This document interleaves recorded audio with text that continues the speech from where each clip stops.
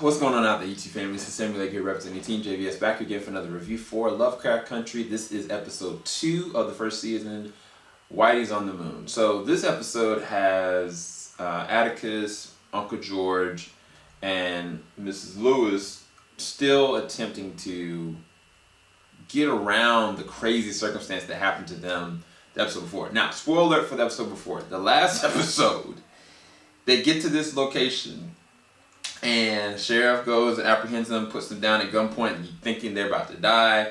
All of a sudden, they just get slaughtered by these animals, like these creatures. And like, not only are the creatures deadly dangerous, but if you get bit by them, you transform into them. And like, it was insane. It was insane. Like legit, the scene that Jurnee Smollett, when she was running through the woods, I was like, yo, Jordan Peele, you were responsible for this. Like, it was terrifying. Then all of that, you know, for them to get out, no pun intended, to get intercepted by this other group that's like, yeah, come into my house.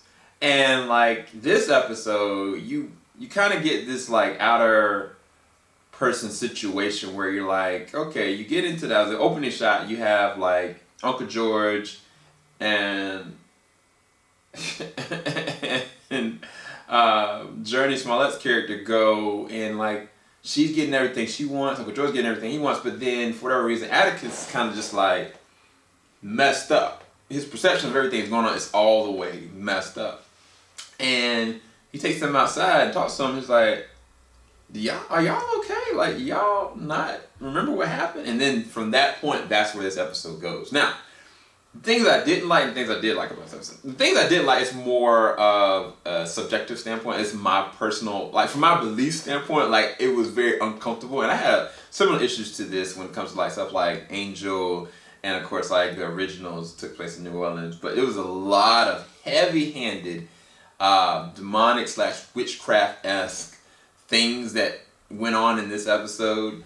It was very on the nose, like from a sacrificial standpoint, from an incantation standpoint, and especially when you get the understanding of the family that resides in the home and the way that they look and perceive people like Atticus, Uncle George, and of course Atticus' dad.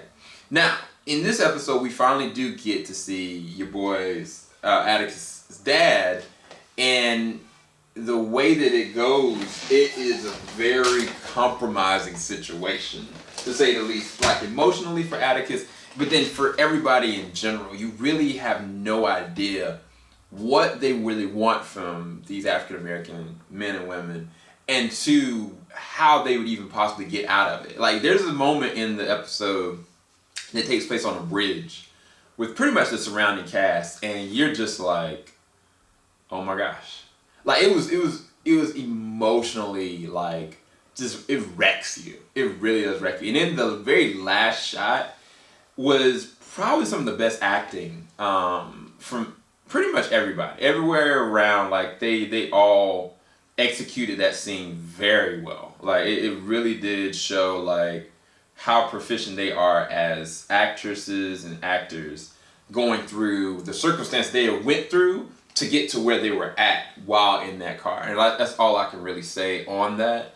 As far as the episode as a whole, I think that it definitely laid a lot of foundations as to, you know, the situation with the monsters, the element of witchcraft that is involved in this, and even deeper than that, like how philosophically, how different moments of your past really do stray a line into who you're going to become, for better or for worse. Like taking Uncle George's side of looking at, you know, what he sees and he believes and how smart he is, but then also how he cares about everybody.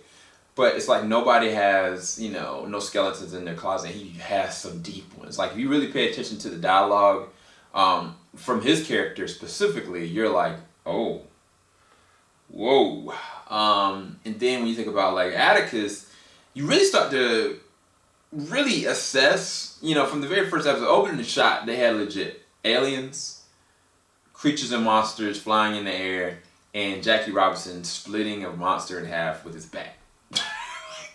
I mean, you can't make this stuff up. Like, but you start to question what really did he actually see over there, and I'm very curious to see where this really goes, because in less than 2 episodes they've already shown like he, of course, from his lineage is very important. And I think that's really one thing that's really fascinating, because when you go and dive down to his true quote-unquote lineage and where he hails from and who he's connected to for good or bad, it laid some really interesting foundational things when you think about like the way that our nation was actually built, how it was designed, what it was built off of on. And I think from that perception, looking at it as a whole, it's a very interesting. As much as I didn't like a lot of the demonic and like witchcraft elements and like some of the stuff that was happening, the story as an overarch, it really does paint a really interesting picture with, you know, the way that a bloodline, at the end of the day, we're all connected. And you have no idea. You can try to say you want to put a person in a box or put them in a standing, but at the end of the day, we're all trading places. No pun intended.